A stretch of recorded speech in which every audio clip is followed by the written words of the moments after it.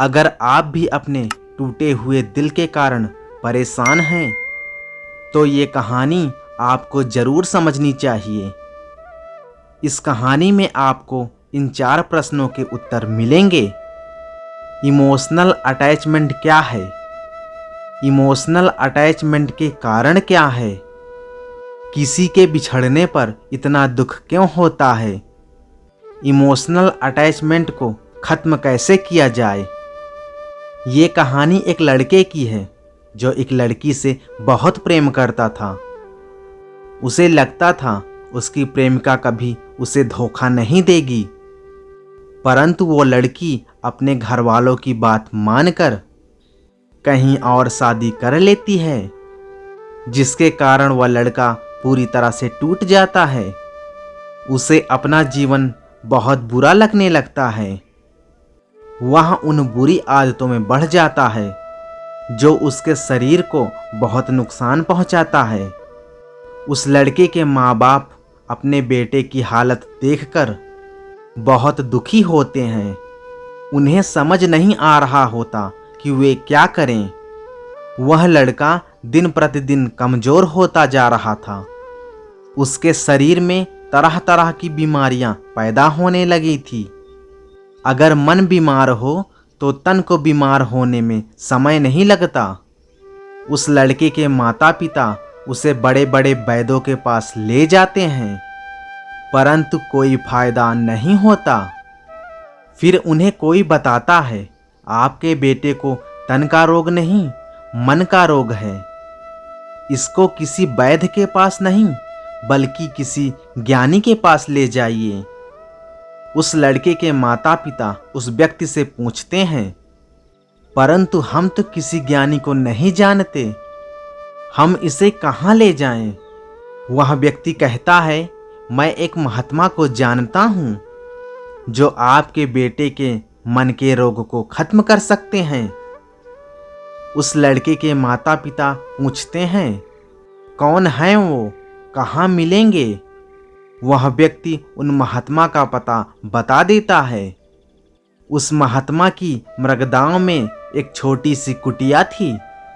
यह मृगदाव काशी में स्थित था। मृगदाव का अर्थ होता है जहाँ मृग विचरण करते हैं। बहुत देर तक खोजने के बाद वो तीनों वो महात्मा की कुटिया तक पहुँच जाते हैं।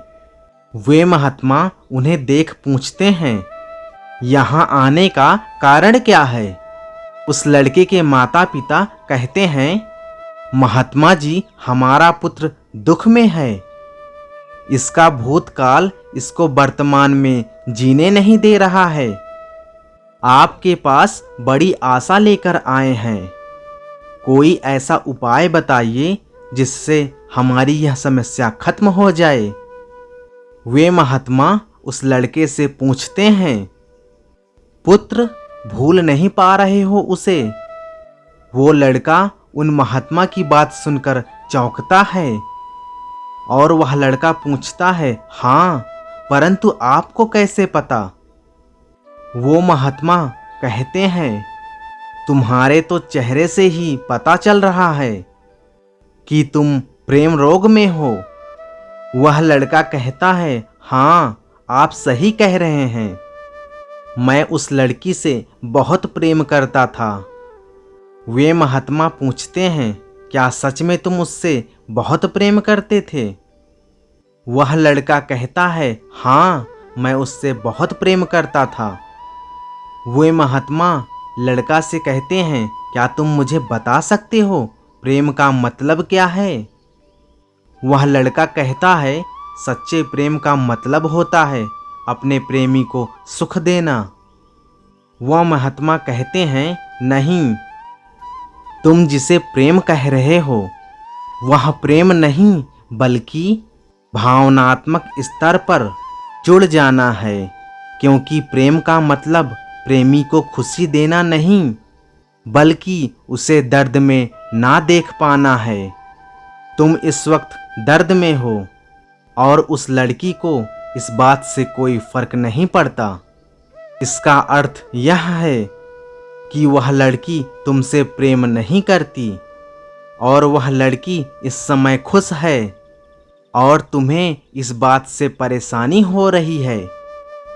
इसका अर्थ यह है कि तुम भी उससे प्रेम नहीं करते। प्रेम तो तुमसे तुम्हारे ये माँ बाप करते हैं, जो तुम्हें दर्द में देखकर यहाँ वहाँ तुम्हें लेकर भटक रहे हैं। ये तुम्हारे दर्द में दुखी होते हैं और सुख में सुखी होते हैं। वह प्रेम नहीं है जो तुम उस लड़की से करते हो या वो लड़की तुमसे करती है। प्रेम तो ये है जो तुम्हारे माँ बाप तुमसे करते हैं। वह लड़का पूछता है कि ये भावनात्मक जुड़ाव होता ही क्यों है। वह महात्मा कहते हैं, हर मनुष्य के भीतर एक खालीपन है। वे इस खालीपन को भरना चाहता है।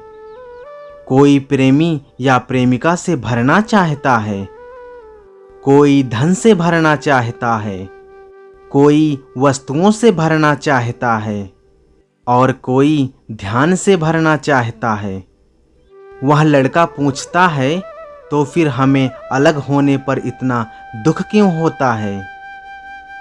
वे महात्मा कहते हैं, क्योंकि जिस चीज से हम खुद को भर लेते हैं, हम उसे अपना हिस्सा समझने लगते हैं। अगर कोई तुम्हारे शरीर से तुम्हारे किसी हिस्से को अलग करता है, तो तुम्हें दुख होना निश्चित है। वह लड़का पूछता है, क्या कोई ऐसा तरीका है कि क्या हम इस भावनात्मक जुड़ाव को खत्म कर सकें। वे महात्मा उस लड़के से कहते हैं, इसके लिए मैं तुम्हें कुछ दिखाना चाहता हूँ। वे महात्मा 2 बर्तन लेकर आते हैं और उनमें पानी भर देते हैं और उस लड़के से कहते हैं, वे लड़के से कहते हैं, पहले बर्तन में मिट्टी डाल के खोलो और दूसरे बर्तन में पत्थर डाल के खोलो। वह लड़का ऐसा ही करता है। वे महात्मा कहते हैं, अब इसे अलग कर दो। मिट्टी अलग, पानी अलग, पत्थर अलग, पानी अलग। वह लड़का कहता है, क्षमा करें मुनिवर, परंतु पत्थर पानी से अलग हो सकते हैं, लेकिन मिट्टी को पानी से अलग नहीं किया जा सकता। वे महात्मा उस लड़के से कहते हैं, यही तुम्हारे दुख का कारण है। ये तुम मान चुके हो कि मिट्टी पानी से अलग नहीं हो सकती, जबकि ये असत्य है। अगर हम धैर्य रखें तो मिट्टी और पानी को अलग होते देख पाएंगे। वह लड़का कहता है, मैं कुछ समझा नहीं महात्मा मुनि जी। वे महात्मा उस लड़के से कहते हैं, जिस प्रकार ये मिट्टी इस जल के साथ एक हो गई है, उसी प्रकार तुम्हारी भावनाएं भी उस लड़की के साथ एक हो गई है। तुम्हें लगता है कि तुम्हारी भावनाएं उस लड़की के प्रति कभी नहीं बदलेगी, परंतु ऐसा नहीं है। एक समय के बाद मिट्टी अलग हो जाएगी और पानी अलग, परंतु जब तक ये अलग नहीं होते हैं तुम्हें दर्द सहना पड़ेगा। वे लड़का उन महात्मा से पूछता है, क्या आप मुझे बता सकते हैं कि इसमें कितना समय लगेगा। वे महात्मा उस लड़के से कहते हैं, जिस दिन तुम सत्य को स्वीकार लोगे उस दिन तुम्हारा दर्द खत्म हो जाएगा। सत्य यह है कि या तुम खुद बदल जाओ उनके लिए जो तुमसे प्रेम करते हैं, या तो फिर रोते रहो उनके लिए जिनके लिए तुम्हारी कोई परवाह नहीं है, और समय तुम्हें एक दिन बदल देगा। बदलाव निश्चित है, यह तुम्हारे हाथ में है। या तुम खुद बदलना चाहते हो या समय बदल देगा। अगर खुद बदलोगे तो थोड़ा दर्द होगा, अगर समय ने बदला तो बहुत समय बर्बाद होगा। अगर तुम इस सत्य को देख लो जिसे तुम प्रेम कहते हो, वह केवल भावनाओं का जुड़ाव है। जो कि कुछ समय बाद अपने आप खत्म हो जाता है, तो तुम पाओगे कि इसी क्षण मुक्त हो गए। वह लड़का पूछता है, परंतु मैं अभी क्या करूं? क्योंकि अभी मेरे भीतर दर्द है। मैं रोना नहीं चाहता, परंतु मुझे रोना आता है। वे महात्मा उस लड़के से कहते हैं, अगर रोना आता है तो रो लो, चीखने का मन करता है तो चीख लो। जो भी ऊर्जाएं तुमने अपने भीतर दबा रखी है, उन्हें व्यक्त कर दो। जैसे जैसे तुम उसे निकालते चले जाओगे, जो तुमने दबा रखा है, वैसे वैसे तुम शांत होते चले जाओगे। वह लड़का कहता है, अब मुझे समझ आ रहा है।